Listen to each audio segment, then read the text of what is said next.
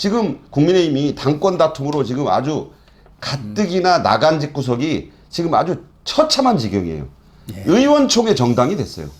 저는 국민의힘은 앞으로 좀 더 당해야 된다. 좀 더 이게 말이 안 돼요.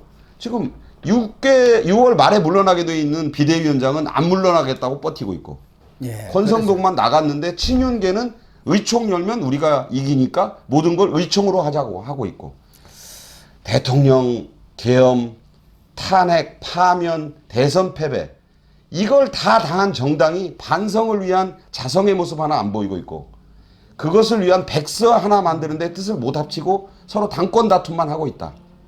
정말 이재명 대통령이 골프로 치면은 계속해서 더블이나 트리플 보기를 하고 있는 뭐 그렇지도 않지만 그러고 있는데 이쪽 국민의힘에서 계속 더블파만 하고 있는 거예요. 그 상황에서는 얼마나 저쪽이 편하겠습니까? 그렇습니다. 이 박앵커님이 말씀하신 대로 지금 국민의힘은 대선에서 패배한 이후 어떻게 보면은 그 패배에 따른 철저한 반성이라든가 쇄신 노력보다는 지도체제 정비 문제라든가 당 개혁 문제 여러 가지를 놓고 질이 멸렬하다 할까? 우리가 속된 말로 콩가루 집안이라고 그러죠. 콩가루 집안 일패도지입니다. 일패도지. 지금 보이고 있는데 그러나 국민의힘이 언제까지 이런 비대위 체제로만 갈 수는 없는 것 아니냐.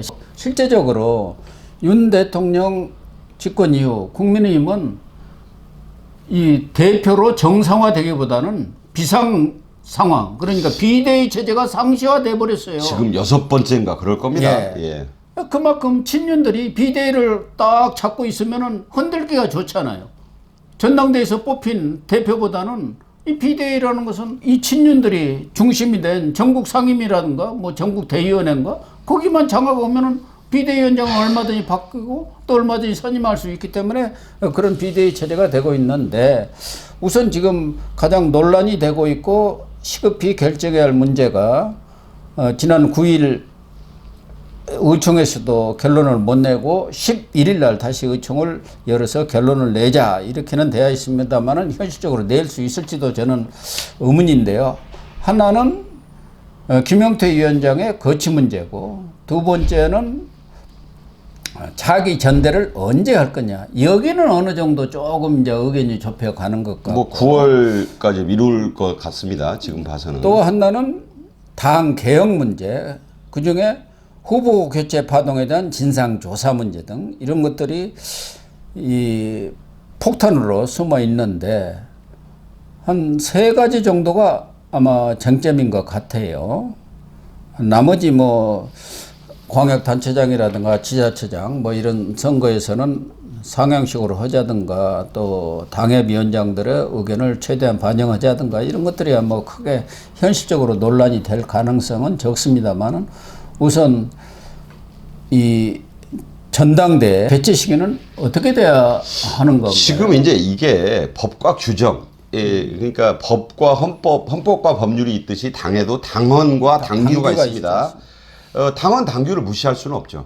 현재의 김용태 비대위원장의 임기는 6월 말입니다. 예. 그거를 바꿀 때에는 의총을 거쳐야죠. 그러니까 의총 정당이냐 하는데 의총 말고 달리 또 방법도 없어요. 그러니까 의총이 아니라 비상적인 방법으로 김용태 위원장이 전당원 투표를 제안을 했는데 전당원 투표를 받아들여야 되는 것이 의총에서의 결의 아니겠느냐. 결국 김용태 위원장이 자신의 임기인 6월 말을 넘어서서 이 당의 어떤 개혁 또 차기 대표 선출을 위한 전당대회의 관리 문제랄지 여기까지를 가려면 당원 당규를 지켜야 되잖아요. 그러니까 이 부분을 전당원 투표라는 방식으로 이거를 그 의총의 힘을 무력화시키려고 하고 있는데 과연 이것이 그래서 첫 번째 장시간에 의총이 무산된 것이고 그러니까 김용태는 왜 안 물러나느냐라는 친윤의 공격을 김용태 위원장이 마땅히 지금은 당의 위기 상황이니까 나는 좀 더 당을 관리하겠다는 말은 납득을 하겠는데 법적인 뒷받침을 못 받고 있잖아요. 아니 그러니까 이제 이 부분은 김용태 위원장은 지난번 이 대선 후보 그 교체 파동 때도 한덕수 전 총리로 할 거냐 말 거냐 이 부분을 비대위에서 결정을 해 가지고 그러니까 당 지도부가 참석한 비대위에서 결정해서 전당원 투표에 붙였지 않습니까? 그런 것은 사실은 저 민주당이 그동안 흔히 써먹었던 수법이에요. 근데 이제 그런데 예. 이제 기본적으로는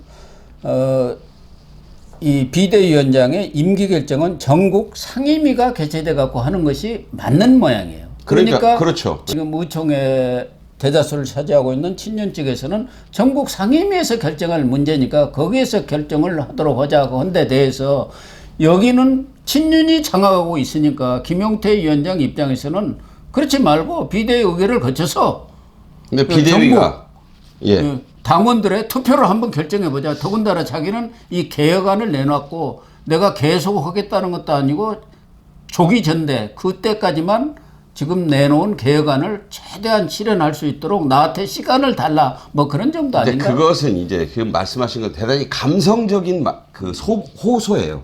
감성적인 호소. 법적인 뒷받침이 안 된다. 첫째, 최고위원 회의를 열어야 전국 상임위원회를 열 수 있어요. 네. 최고위원 회의 자체가 지금 와해돼 있어요. 다 대선 끝나고 지고 나서 그만뒀어요. 그러니까 최고위원회를 소집할 수 있는 그 정족수가 없다. 그러니까 최고위원 회의가 없는데 비대위원장 혼자서 뭘 할 수 있겠습니까?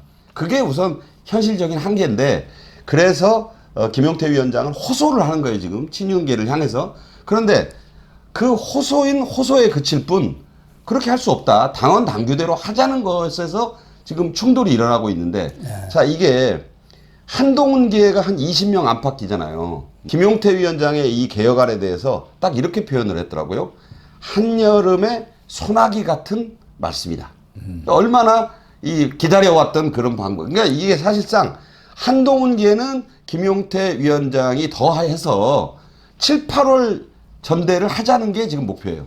그런데 한동훈계뿐만 아니라 지금 본인은 당권에는 관심이 없다고 하는 김문수계 일종의 전 후보 그쪽에서도 조기 전대는 하자는 입장인 것 같고 그러니까, 오히려 네. 소통은 이 김문수 후보 당시에 이 비대위원장을 임명을 했지 않습니까? 김문수 당시 후보가 왜 그때 유일하게 김문수 후보 교체 반대한 사람은 그 비대위 때 권영세 비대위 때 이 김용태 위원장의 지금 위원장이란 말이에요. 그래서 임명을 했는지 모르지만 어쨌든 그쪽하고는 좀 소통이 되는데 한동훈 쪽하고는 직접적인 소통은 안 되는 것 같아요. 그러니까 이 김문수 전 후보가 최근에 나경원 의원을 만났고 안철수 의원도 만났다. 자, 이 행보를 두고 여러 말들이 있어요. 뭐냐면 당장 16일에 원내대표는 뽑게 돼 있지 않습니까? 그 16일이면 뭐 이제 며칠 안 남았어요. 6일밖에 안 남았고 이번 주말에 이제 아마 지금 선거운동 하겠죠. 그러겠죠. 이제 그런데 뭐 나오는 사람들 이름을 보면 뭐 다 다선들이에요. 뭐 나경원 의원이 출사표를 던진 것 같고 뭐 또 익숙한 이름들이 다 보입니다. 3선, 4선. 그런데 저는 김문수 전 후보가 나경원 의원을 만났다는 것 그리고 이어서 안철수 의원을 만났다는 것은 예사 행보는 아니다. 그렇죠. 그러니까 김문수 후보로서는 대선에서 41%를 넘는 후보였다는 점에서 저는 차기 전대가 언제든 있게 되면 대표로 나설 것이다. 저는 그렇게 봅니다. 김문수 후보가 아니면 최소한 김문수 전 후보가 원내대표를 자신과 연대할 수 있는 사람과 연대를 하고 그리고 그 연대의 힘을 바탕으로 이제 그 만약에 16일 날 누군가 원내대표가 되잖아요. 그 원내대표가 차기 비대위원장을 지명할 수 있는 권한이 있게 되잖아요. 그렇죠. 그러니까 뭐냐면 김용태 위원장 보고 법을 지키라는 거예요. 지금 당규를 당법을 뭐냐면 당신 6월 말로 물러나는데 구구한 소리는 아이디어 차원에서만 하시고 물러나면 우리가 당신이 낸 아이디어를 논의를 해볼 테니 그걸 당신이 거기까지 하겠다는 생각은 버리라는 거잖아요. 이 말에 딱히 법적인 하자가 없어요. 그러니까 이 호소를 받아줘야 되는데 그거는 한동훈계 이외에는 지금 당내에서 힘을 얻지 못하고 있다. 그러면 뭐 이게 모든 것이 법과 절차를 따라야 되는 것이 민주정당이라고 한다면 지금 김용태 위원장 전 참 좋아하고 그 개혁안도 동의를 하는데 6월 말 임기를 안 지키겠다는 것은 또 위법이 되는 것 같아요. 그래서 그 이번에 내는 아이디어들은 다른 사람에게 맡기는 게 좋겠다. 만약에 11일 열릴 이 의총에서 획기적인 결론이 나왔으면 좋겠어요. 친윤이 그럼 한번 믿고 우리 김용태 위원장으로 몇 달 더 가봅시다 라고 했으면 정말 좋겠는데 그럴 가능성은 저는 1% 미만이다 이렇게 보기 때문에 결국 또 싸움질만 하다 끝나는 게 아니냐 싶지만 김용태 위원장의 이 비대위원장의 임기가 연장될 가능성이 없는 이 시점에서 11일 의총을 통해서 16일에 선출될 차기 원내대표에게 이 공은 넘어가게 될 것이다. 이렇게 봅니다. 결국 차기 원내대표가 들어서서 후임 비대위원장도 선임을 하든가 아니면은 그 원내대표가 그냥 김용태 위원장을 계속 자기 전대까지 하는 걸로 또 할 수도 그렇습니다. 있고. 그렇게 될 수 있죠. 그러니까 또 개혁 문제는 현실적으로 지금 김용태 위원장이 그걸 추진할 만한 동력이 없어요. 아니 필기 또, 단마잖아요. 예, 단기 필마기 때문에 예. 그렇다고 한다면은 이런 개혁 문제는 다 동의를 하는 부분이 많아요. 그러면 자기 지도부가 들어서면은 그 사람이 또 지도부가 들었을 때는 전당대회가 열리고 전국을 돌아다니면서 자기의 어떤 비전을 얘기를 하면서 당원들의 지지를 얻어갖고 당선이 될 거 아닙니까? 그 사람이 힘을 갖고 추진할 수밖에 없지 않겠느냐. 제가 개인적인 견해를 말씀드리면 김문수 전 후보는 나경원 의원을 먼저 만났다는 점에서 나경원 의원을 차기 원내대표로 보고 있는 것 같아요. 그래서 나경원 의원을 밀 것 같은데 한동훈계는 아니겠죠. 한동훈계는 아마 전 의원들을 자기 좌파 의원들과 함께 적어도 또 중도계에서 여러 가지 저울질을 하는 의원들을 규합해서 다른 의원을 밀 가능성이 있다. 수도권의 출신도 이번에 원내대표 출마를 선언했고 또 비교적 중도 성향의 김도읍 의원 이런 사람들을 밀어서 어쨌든 친윤계가 미는 나경원 의원과 표대결을 해볼 것이다.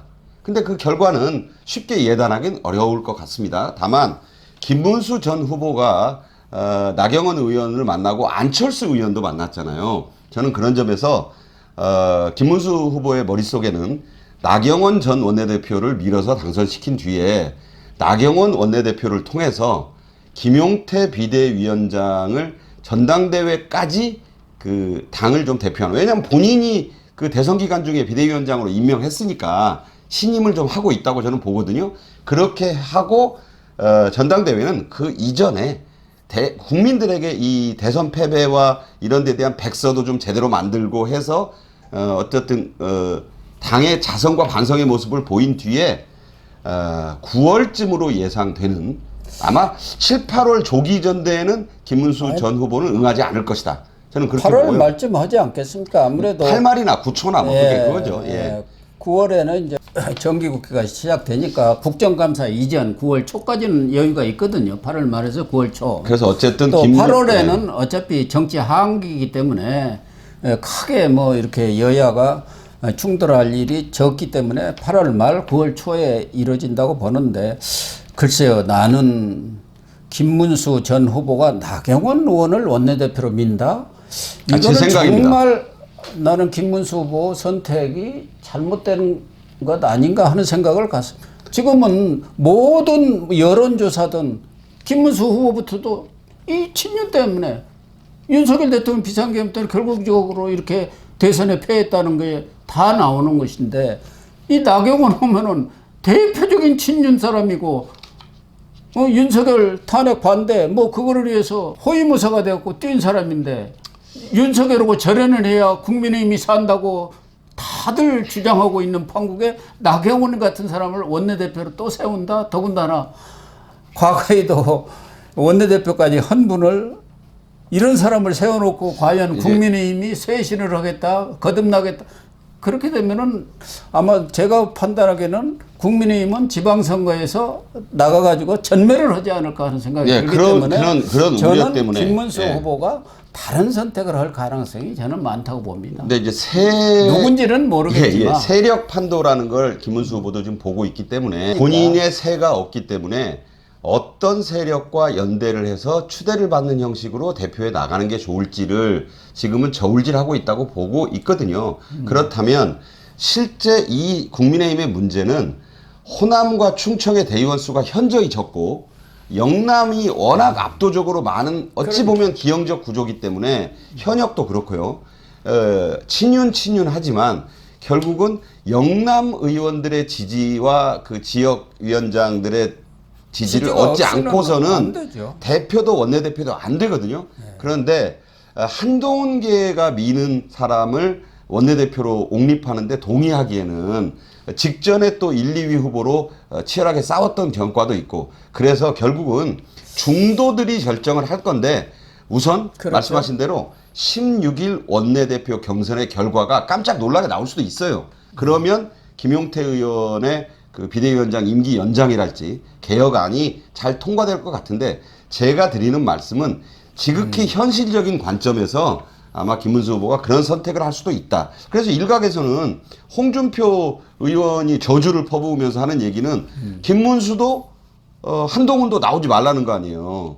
그러니까 이 말은 결국은 저는 그 양반의 얘기에는 뭐 전혀 동의하지 않지만 그야말로 무슨 정당 해산 대상이라고까지 얘기를 하는데 그 무슨 그런 얘기를 이건 그냥 악담 수준을 넘어서서 거의 뭐 폐악질이에요. 폐악질. 예, 그런 폐악질을 하는 걸 볼 때는 결국은 자숙이 필요하다. 그러니까 한동훈도 또 김문수도 한동훈도 어쨌든 대선 패배 책임으로부터 자유로울 수 없으니까 일정 기간 냉각기를 좀 가져야 된다. 예. 그건 동의를 저도 하고요. 원내대표 경선은 저는 나경원 의원을 뭐 민다라는 말씀은 좀 지나쳤지만 현실적으로 친윤이 한동훈계가 옹립하는 원내대표는 절대 허용하지 않을 것이기 때문에 어떤 인물이 과연 원내대표가 되느냐에 따라서 국민의힘의 진로는 뭐 절대적으로 영향을 받을 수밖에 없다. 어쨌든 친윤 중에도 다소 중립적인 그런 의원들도 있어요. 다선 보면 이런 분들이 3선이나 했나 4선이나 했나 하는 분들도 있기 때문에 좀 더 온건한 분으로 선택하지 않을까. 김도우 의원도 있고요. 하는 김용태 생각. 비대위에 참석했던 분도 이번에 그 또 출마를 한다고 하니까 어쨌든 지금 국민의힘은 이 대선 패배 이후 당내 수습도 못한 채 진통을 겪고 있는데 이런 진통은 빨리 끝내고 당이 정상화가 돼야 한다. 비대위 체제를 언제까지 끌고 갈 수는 없는 것이고 조기에 새로운 리더십을 세워가지고 밖에 하와이에 나가 있는 소위 전직 대표 전 대선 후보란 사람은 정계 은퇴에 탈당을 했다고 하면서 하루가 멀다 하고 이 당은 해체돼야 된다라고 하는 저주를 퍼붓고 있고 아니, 그런데 이 당 사람들은 만나가지고 의총만 열다가 밤을 지새고 또 의총 열고 하니까 정말 보수 우파들은 국민의힘을 보면 그냥 하루하루 이 불쾌지수가 치솟고 있다. 결코 정말 뭔가 이 대안 세력으로서의 이 어떤 희망을 걸 그 지금 기대감이 전무하다. 뚝 떨어졌습니다. 네, 그러니까 정말 이 책임을 못 느끼는 그런 그 무감정당이 됐다. 저는 그렇게 봅니다.